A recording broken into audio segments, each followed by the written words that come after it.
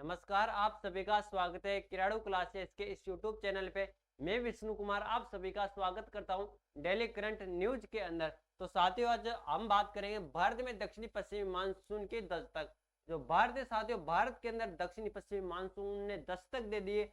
अब बात करेंगे ये चर्चा के अंदर क्यों आता है, भारतीय मानसून के बारे में देखेंगे। भारतीय मानसून क्या है साथियों, दक्षिणी पश्चिमी मानसून को प्रभावित करने वाले कारक कौन कौन से, इनके बारे में बात करेंगे। और भारतीय मानसून की विशेषताएं देखेंगे। जो भारतीय मानसून है साथियों, इसकी क्या क्या विशेषताएं साथियों, इनके बारे में कंप्लीट जानकारी प्राप्त करने वाले। तो पहले बात करें ये चर्चा के अंदर क्यों आता है। भारतीय मौसम विज्ञान विभाग के अनुसार मानसून ने केरल और पूर्वोत्तर भारत के अधिकांश हिस्सों में एक साथ दस्तक दे दिए साथियों।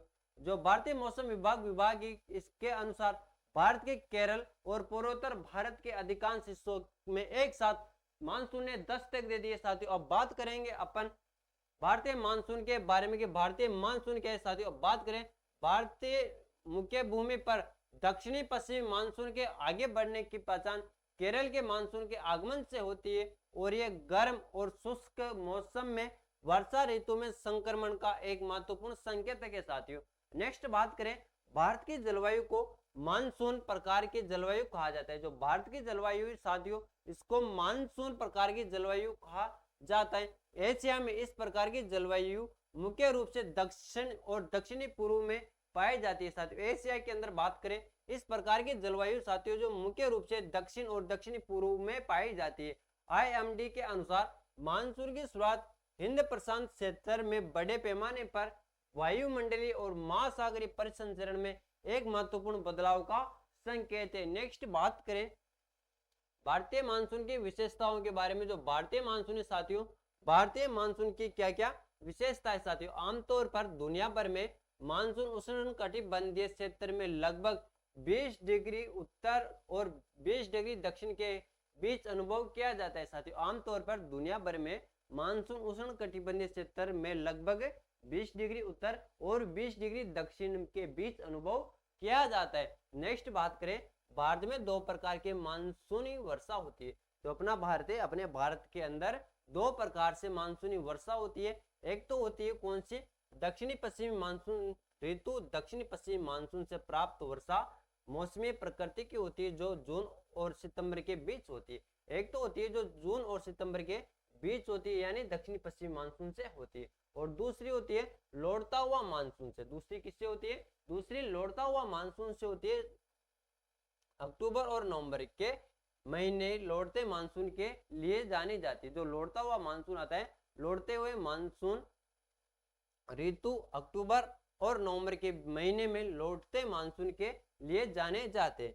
नेक्स्ट बात करें अपन भारत के कृषि मंत्रालय के अनुसार भारत का 51% क्षेत्र कृषि क्षेत्र, जो उत्पादन का 40% है, वर्षा पर निर्भर है। यानी भारत के कृषि मंत्रालय के अनुसार देखें तो 51% क्षेत्र, क्या 51% क्षेत्र जो उत्पादन का लगभग 40% है, वर्षा पर निर्भर है, जिससे मानसून महत्वपूर्ण हो जाता है। जिसे कहे साथियों, मानसून महत्वपूर्ण हो जाता है साथियों। देश की 47% आबादी अपनी आजीविका के लिए कृषि पर निर्भर है, इसलिए मानसून का एक स्वस्थ ग्रामीण अर्थव्यवस्था के साथ सीधा संबंध है। यानी अपने देश की 47% आबादी, कितने, 47% आबादी आजीविका के लिए कृषि पर निर्भर, इसलिए मानसून का एक स्वच्छ ग्रामीण अर्थव्यवस्था के साथ सीधा संबंध है।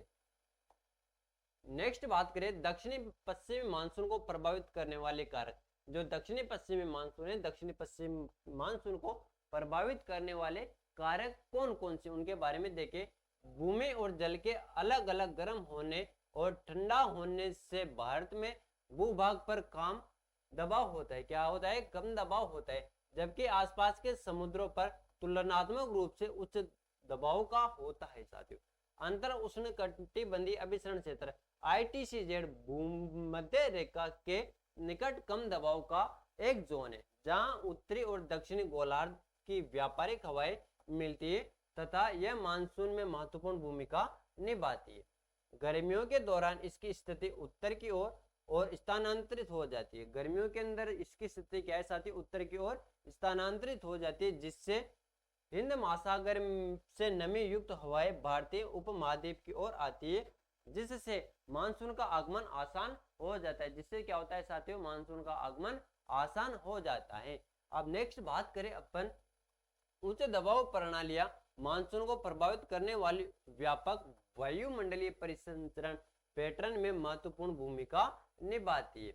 नेक्स्ट बात करें ग्रीष्म ऋतु के दौरान तिब्बती पठार अत्यधिक गर्म हो जाता है, जिसके परिणाम स्वरूप मजबूत ऊर्ध्वाधर वायु धाराएं उत्पन्न होती है और समुद्र तल से लगभग 9 किलोमीटर ऊपर पठार पर निम्न दबाव का निर्माण करती है। साथियों क्या करती है, निम्न दबाव का निर्माण करती है। नेक्स्ट देखें जेट स्ट्रीम मानसूनी हवाओं के आगमन और वापसी में महत्वपूर्ण भूमिका निभाती है। जो जेट स्ट्रीम मानसूनी हवाएं के आगमन और वापसी में महत्वपूर्ण भूमिका निभाती है साथियों। नेक्स्ट बात करें अपन पश्चिमी जेट स्ट्रीम हिमालय के ऊपर में, क्या है साथियों, हिमालय के ऊपर में पश्चिमी जेट स्ट्रीम हवाएं चलती है। हिंद महासागर द्विध्रुव आईओडी भारत की ओर नमी को बढ़ाकर मानसून को बढ़ाता है। दक्षिणी दोलन अश्व सामान्यतः जब उष्ण कटिबंधीय पूर्वी दक्षिणी प्रशांत महासागर में उच्च दबाव होता है, तो उष्ण कटिबंधीय पूर्वी हिंद महासागर में निम्न दबाव होता है साथियों। अब नेक्स्ट बात करें अपन, लेकिन कुछ वर्षों में दबाव की स्थिति में परिवर्तन आ जाता है। लेकिन कुछ वर्षों के अंदर क्या होता है, दबाव की स्थिति के अंदर परिवर्तन आ जाता है और पूर्वी प्रशांत महासागर में पूर्वी हिंद महासागर की तुलना में दबाव कम हो जाता है साथियों। तो आज के सेशन के अंदर हमने चर्चा की भारतीय मानसून के बारे में। तो सभी का धन्यवाद, thank you, all the best, जय हिंद, जय भारत।